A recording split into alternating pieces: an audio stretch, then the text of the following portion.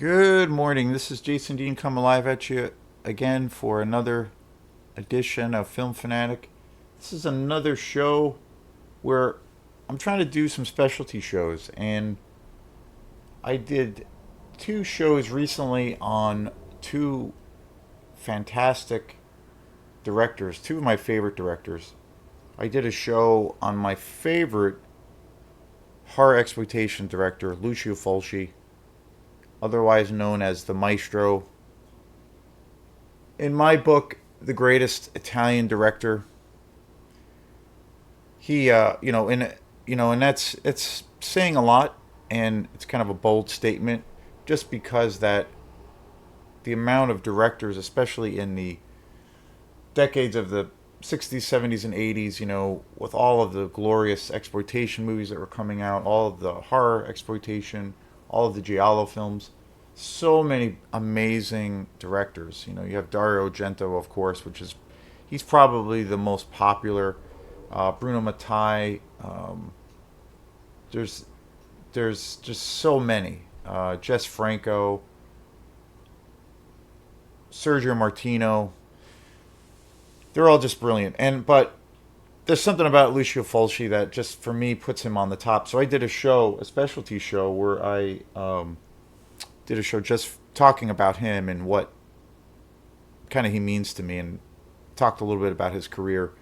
So I posted that a couple of days ago, and that was a lot of fun. And then I just did a show yesterday, and I just uploaded it this morning. It's on the worldwide interwebs, internets right now. I just uploaded it like a little bit ago. I did a show on William Luswig, or Bill Luswig, who is also one of my favorite directors. He is a pretty serious guy for me because I've said a lot, I've talked about it a lot in the past. I love all kinds of movies, but my favorite style and genre is the classic slasher style. I just love the grittiness. I love the rawness of those films. I love the sleaziness, the incredibly sleazy factor. Um, and it's just my favorite style. And so I can watch a really great sleazy slasher movie any time of the day, any time at night. And my favorite all time, my favorite slasher movie of all time is 1980 Maniac, which was directed by Bill Luswig. And I can't say enough good things about that movie. I did a show where I talked about it, did a review last year, and just yeah, one of my favorite movies of all time. So, and he's also responsible for the Maniac Cop franchise, which is awesome. Also, that probably is like the most, those are probably the most popular films that he's ever made. But just amazing, and a whole slew of other movies. And then about 10 or 15 years ago, he he's more or less retired as a director, and he started his own company called Blue Underground, which is a company that specializes in all things exploitation, where they put out all of these new editions and re-releases of all of these amazing classics from the 60s, 70s, and 80s on Blu-ray and also 4K with like amazing special features and packaging. And so, and it's one of my favorite companies, and he has always been a component of someone who believes in the idea, at least how I take it, as like where you pay it forward, where you know, as a person, as an artist, might get a lot of accolades and win even awards or get, a lot of notoriety. But I think it's pretty cool and I kind of think it's an integral thing. But when a person gets in that spot or that position, it's kind of like the whole, my favorite Spider-Man quote, with great power comes great responsibility. And I kind of look at it as like, even in a person, if a person gets to be in that kind of limelight or has something that is looked at as a classic, in film and music, whatever it is, literature, it's always very cool when you come across somebody who like ends up talking more about what his influences were and how he got there as opposed to me or who I am, in that moment. I always think that's cool when you can, pay tribute. Well, I couldn't do any of this stuff without being exposed to all of these other artists. And Bill Luswig's always been about that. He's always been about putting the light on all of these movies that are these underground gems that he, just was obsessed with and helped, and they all went on to inspire and help his career. And he's done that with Blue Underground by really bringing all of those movies that he loves so much to the table. And so I did a show. I recorded that show yesterday, I believe, and then I just uploaded a little bit ago. So it's a cool show, and I think it's a little bit of a shorter show. It's like 15 or 20 minutes. So, but he's I think a major player in the world of exploitation, and he's one of my favorite guys. And so he's just an all around. He just comes across as an all around just amazing guy. So, and then so today's show is going to be, and it's funny how all of this stuff is kind of connected, especially with Maniac and Bill Lustwig. So last night I got a chance. It was pretty last minute. I didn't know it was playing. I didn't know anything about it, but a friend had suggested it. My friend Kate, super cool lady, and she had asked me about going to the movies yesterday, and we ended up going to see Jaws, the original, 1975, by Steven Spielberg, of course. We got to see it in the theater yesterday, and it was great. It was awesome, and I love that it wasn't a planned trip. We just kind of did it, and it was awesome, super cool. And the whole funny experience around this whole thing was about, I don't know, it was a few weeks ago. I listen to a lot of podcasts, guys and girls, a lot of mostly music and film. Not podcasts, I should say. I'm not really a podcast guy, although I do like them. I'm mostly a YouTube person. Like I really like. There's a lot of YouTube guys I like, and then I'm always checking out different folks in the music realm or the film realm, and it's just a lot of fun. It's a lot of it's very entertaining. But then I try to learn from from some of these people. And one of these guys was doing a big show that I just came across him, and he was doing this big show on his entire horror collection, and it was pretty impressive. It was like like a 45 minute show, and he was going through his entire collection, and it was pretty awesome. And he had a Blu-ray, I think it was a 4K Blu-ray 4K edition of Jaws. And he was saying, and he would talk a little bit about each movie, like really briefly, but he said that this, at the end of the day, was probably his like favorite movie of all time. And for some reason, I hadn't thought about Jaws in a long time, and I love that movie to death. It was a movie I've seen it a bazillion times, but it's been a while since I've seen it. It's been a few years, and after watching that video, I was like, you know what, that would be. I need to see that again. I really want to see that on Blu-ray. I have a copy of Jaws on DVD. I've never seen it in a Blu-ray. I've never seen a really good quality of it. And it was one of those movies as a kid, and then just in general, even now, it's on cable a lot. It's on TV. So, we'd always, that was a movie we would always watch together as a family growing up. And and it was funny because a few weeks before I saw this YouTube guy, it came up in conversation with my mom for some reason, and Jaws came out in '75, which was the year I was born, and my mom was telling me the story about when they went with the family to see it in the theater and what it was like, and how just kind of terrifying and thrilling the movie was, especially when it first came out. And she said it was just such a great experience seeing it when it in the theater when it had just come out, and that movie was a phenomenon. It was a huge box office hit, and so it's all this YouTube guy, and he had mentioned Jaws being his favorite movie of all time, and I was like, I started getting a feeling of like I need to see this again. And it would be awesome to track it down on Blu-ray because I've never seen it on Blu-ray or 4K. And so I was thinking about it, and then Sunday I went to, or Monday this past a week ago now, I went to Bull Moose, and I went into this one aisle thinking it was Blu-ray, but it wasn't. It was actually 4K, a 4K section.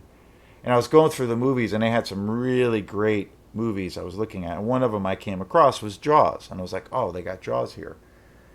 And I was looking at it, and it had like, I don't know, it was this huge package. It had like 2 or 3 discs in it. Beautiful packaging, a slip case, or it was like a hard steel case. Beautiful packaging. And I was like, wow, maybe I'm going to buy this. And it was kind of expensive, but that's when I realized, oh wait, I'm in the 4K section. And I don't have a 4K player. There are some 4Ks, DVDs, Blu-rays that I can play, but there are certain 4Ks like where they're just made in that format that I don't have the right setup for. So I realized that this was purely 100% of a 4K movie. So I was like, oh, I can't. Okay, I can't buy it. So until if I got a 4K player, which I don't know if I'm going to do that, but so anyway, I was like, okay, I'll probably pass on that. And then, so that was that. And then the next day, I was like thinking about it again. I was thinking about seeing Jaws. And I was like, you know what? I do need to see this movie. And then about 2 days ago, when I was doing the show, like I mentioned about William Luswig, and Maniac, my favorite slasher movie, when I was prepping to do the show, I was like making some mental notes and thinking about some of the things I want to kind of bring up. And I came back to Jaws. And it was funny because, and I talked about it in the video, because I've seen lots of interviews with Bill Luswig, and he talked about kind of the biggest inspiration for Maniac. And he basically set that movie out. Like, it's definitely an exploitation movie, 100%. But he had this idea of like taking the Jaws idea but putting it, instead of in the ocean, putting it on land. And instead of there being a shark, there would be this maniac, this serial killer, and that would be the only difference. And it would take place in New York City on land. So that made me again think all over again about my desire to see Jaws. It was pretty funny. And I realized, wow, like, it's amazing how influential this movie is. And then Sunday, which was yesterday, I woke up with this kind of overwhelming feeling of like, man, I really want to see Jaws. I really want to see it. I really want to see it. Maybe I'll go to Opera House Video and rent it. But then I was like, no, I've rented it there a bunch of times. Maybe I'll just go to the store and buy it. Because I have to go to Bangor again this week. And I was like, maybe I'll just go in and buy it. And so I just kept thinking about it. It's really funny. And then after, later in the day, I went and played this gig. And then a friend had come out and came up to me afterwards and said, hey, so what are you doing after the show? And I was like, well, I didn't have any plans because it was a really nice day yesterday, and I just kind of want to, kind of enjoy the day, but I didn't have any definite plans. I was possibly going to go see some music that a party that a friend of mine was going to be playing at. I was maybe going to go to that. But then she said, well, there's going to be this like shark-themed movie event going on at the Waldorf Theater tonight or today. And I was like, oh, wow, what's that about? And she's like, yeah, they're going to show a documentary about great white sharks. And then after that, they're going to show the original Jaws. And I was just like, no fucking way. I was just like, oh, shit, yeah, let's do it. So it's just really funny. I kept thinking about Jaws for like the last few days or last week, kind of intensely, and then that presented itself. It was really funny, and and was at the Waldo Theater. I've been to the Waldo Theater a bunch of times. I've gone to a bunch of the Waldo After Dark movies, which is this really cool organization that shows a lot of these '80s, B movie exploitation classics, and just an awesome thing they have going there. And so we went, and it was great. It was totally awesome. I It was the most people I'd ever seen there too. It was packed, and Jaws. It came out in 1975. It was directed by Steven Spielberg, starring the great Roy Scheider and Richard Dreyfuss, and one of the first Steven Spielberg movies. And I'm a huge Spielberg fan. There's certain movies of his in the more recent period that I'm not maybe necessarily a huge fan of, but he's made some classic movies. I mean, he's definitely one of the great American storytellers in cinema. I mean, Jaws, Duel, which is his first movie, which was a TV movie, which is a really good horror movie about this guy who drives this truck, and he's like this murderous, crazy man. Amazing movie, amazing movie. And then Close Encounters of the Third Kind, one of my favorite sci-fi movies of all time. I did a big show on that fairly recently. So many great movies, so many great movies. And even his more recent movies are really great. One in particular, Minority Report with Tom Cruise. I've seen that every time I see that movie, it grows on me more and more, and it's such a great movie. And it's based on a story from one of my from one of my favorite sci-fi writers, Philip K. Dick.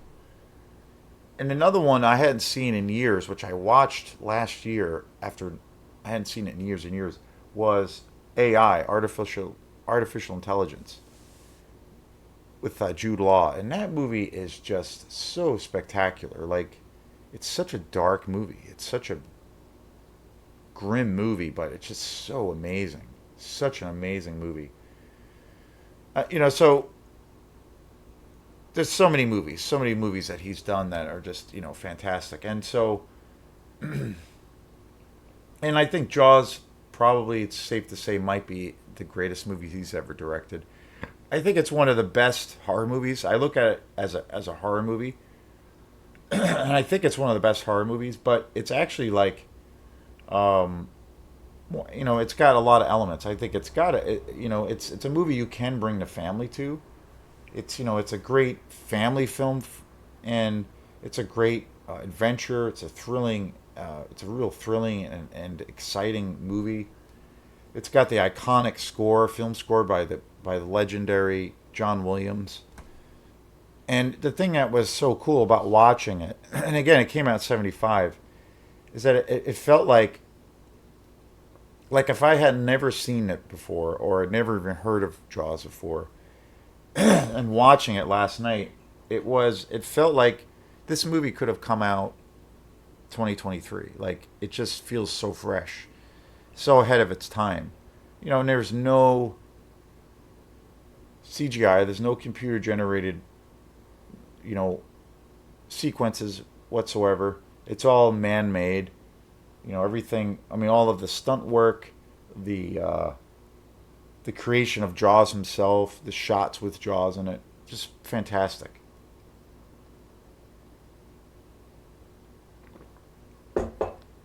And kind of related to to it, the other thing I was taken aback by Jaws was, I kind of also look at Jaws as kind of it's in a lot of ways it's like a classic monster movie. Jaws being the monster,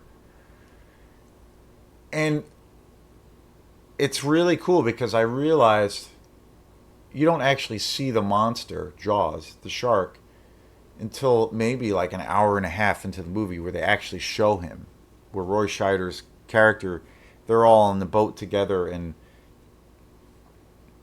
they're he's putting out chum into the ocean. Um, you don't see Jaws, the creature, the monster, until like an hour and a half into the movie. And I was like, you know what? That is so good. But when you do see him, it's terrifying. Like, it's totally terrifying. Um,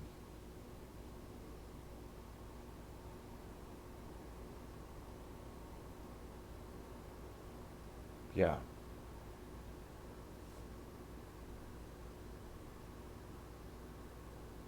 I can't forget Robert Shaw, who is the person who is the fisherman who's hired to kill Jaws. Robert Shaw is just fantastic, fucking fantastic in this movie.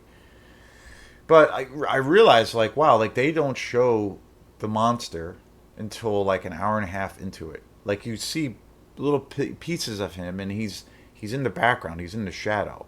But when you do see him, the big kind of monster reveal, it's it's like it feels satisfying. It feels like it's a payoff, and you're getting what all of this stuff is that all of this intensity is building to. You see it, and it's very satisfying. And and I think it's in step with the whole kind of philosophy of like less is more. A lot of the times what you don't see in film is actually more scary. Harkens back. Obviously, this came out in the '70s. The best, probably for me, pound for pound, the best decade ever in film history. Um, and it harkens back to the idea of like less is more. And like when I think of like the classic movies that have that, of where it's all about the atmosphere, the suspense, and a slow build up, and then when you see the monster, for even if it's a split second, there's like this payoff. This the like for instance, one of the greatest examples of that is Alien. Just amazing. And there's all the suspense, and it's really creepy and scary, and there's all this like incredible atmosphere and all this build up. And then when you finally see the xenomorph, the alien, it's like so terrifying, and there's like a payoff. I think a more recent movie. Um, there's a more recent movie that I saw that has that also. Trying to think of what it's a movie with Ethan Hawke.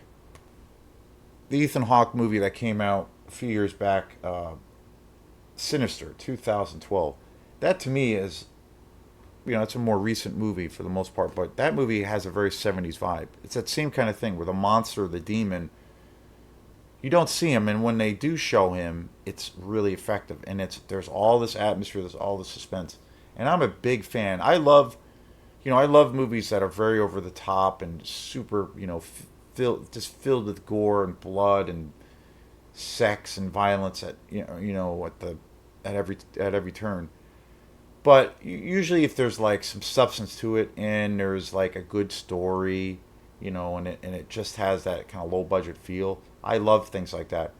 But I am also probably even a bigger fan of that classical sense of where there's like this build up, and it's you know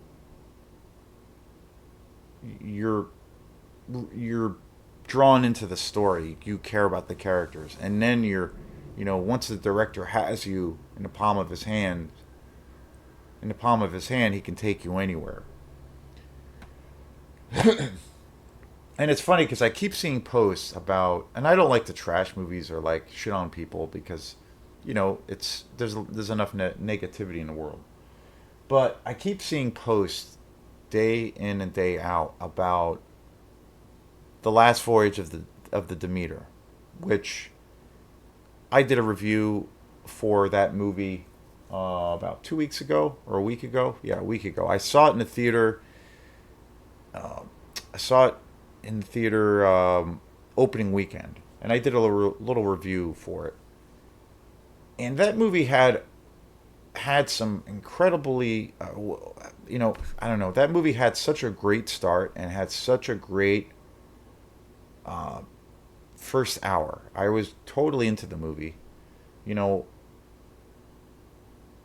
and I keep hearing about this movie more and more. It's been a, it was a, it's, it's totally like died, and it hasn't made any money in the box office. It it kind of just died a slow death. Um, but I keep hearing it compared to Alien all the time. And a lot of people, it's funny because a lot of people are saying, I see it more and more every day in these different posts on Facebook or whatever. At first the movie came out, it got pretty good reviews, and then decent reviews, and then it got, you know, some pretty mixed reviews, and then it just didn't find the audience that it needed. And then but I heard a lot of mixed things. Overall, the reviews I saw for it were good, but they were they were all also pretty negative too. They were really mixed, especially around the ending of the movie. And I noticed that that was a thing where this movie had was getting all of this acclaim, but at the same time, people were focusing on, well, at the end of the day, it was kind of a broken movie. It just didn't work. But I ended up seeing it anyway, and I ended up, you know, which doesn't happen a lot, but I ended up agreeing for the most part of what people were saying. What for the most part what critics are saying. And again, that movie had, and I keep hearing it compared to Alien, which is one of my all-time favorite movies from 1979, one of the greatest horror movies ever, one of the scariest movies ever made, just a masterpiece. And I keep hearing it compared to that all the time. Just the other day, or actually today, where people are saying, "Oh, it's the new Alien, and it's like Dracula, but it's Alien, and it's like the truckers in space, but truckers on a boat, and the whole kind of thing." And I'm just kind of sick of hearing about it because there really isn't any comparison. The only comparison is that it's a small cast and it is centered on these characters living in a boat, and it takes place in a boat. And there's like it's a small, like, staged movie that way, and like I said, the movie had so much potential. I thought the acting was really great. The premise was really great because it's based um, on part of one of the chapters in Bram Stoker's book where Dracula is traveling from Transylvania to England, and it's about that journey on the Demeter and on how he basically slaughters everybody on a boat. Really awesome and interesting premise. I kind of felt, well, that is an amazing premise for a movie, and it's also my favorite part of Bram Stoker's book, but I thought, well, how can they, because it's really short. It's only a few pages in the book. And I'm like, how can they stretch that into a 2 hour movie? Like, I don't know. So I was like, I had reservations about it too. But maybe it could be this thing of like, they can really create and do something imaginative with it and expand it, and it could be something really interesting. So I don't know. That's what I was thinking. And so the movie had some great atmosphere, great acting, really great um, direction. It was beautifully shot. And again, it had that kind of classic vibe. It had that classic 70s vibe of where you don't really see Dracula. You see him in the background briefly, or you feel his presence. In that regard, kind of similar to Alien. But then when they have the big plot reveal, or the big monster reveal, Dracula, aka Dracula, the CGI I felt was just awful. Just awful. And so I was into the movie. I was totally into it for like 45 minutes. I was just like, this is good. Like, I'm digging this. I'm invested in this. And then when it got to the point when they showed Dracula, it was it was such a letdown because it just felt so fake and artificial because of the CGI. There was a lot of practical effects in the movie, but there was also an overabundance of CGI stuff that was just so obviously not organic. And so when you see Dracula, it's like, oh, it like took me out of the movie. And then shortly after that, there's the climactic ending, and the ending I thought was kind of an atrocity. I thought it just was so cliche in every way, in every way you can imagine. Like, it's like, how many, we've seen so many movies end this way, where it's just like, okay, this is going to happen, we're going to see it play out this way. And then how they ended it to, they tried to bring it into where they want to turn this movie into a franchise, and they're already like kind of talking about the sequel in the ending, and are bringing that up. And it was so ham-handed, and the CGI was terrible. It was so disappointing. And then I left frustrated, and it was like, oh, it was so close. Like the first 45 minutes, I thought were just, was terrific, and that is not Alien. So please stop comparing it to Alien, because Alien is a fucking masterpiece, and this movie is not a masterpiece. I'm sorry. It had really great potential, but it totally misses the mark on, in like two major components. And the reason I bring that up with the great monster reveal, with Jaws, the same kind of thing, the same kind of story, where there's this, all this great atmosphere, great character development, amazing direction, but when you finally see the monster, the shark, it's a payoff, you know, and practical effects. It feels real. You care about it. It gets your blood boiling. So anyway, got to see it. 1975. Again, this movie just holds up so well. There's nothing dated about it. Like, it's amazing. I got a sense too last night that there were a few people in the movies that had never seen it. It was cool. People were into it, and there was like people applauding, you know, in during the at the end of the film, and you could hear people gasping, and you could hear, you know, there's a lot of funny comedic moments in it, and people were laughing, you know, during the film. So it was cool to see a movie where people were like into it, and just a masterpiece. So anyway, this is Jason Dean, and we will see you next time. Thanks again. Peace.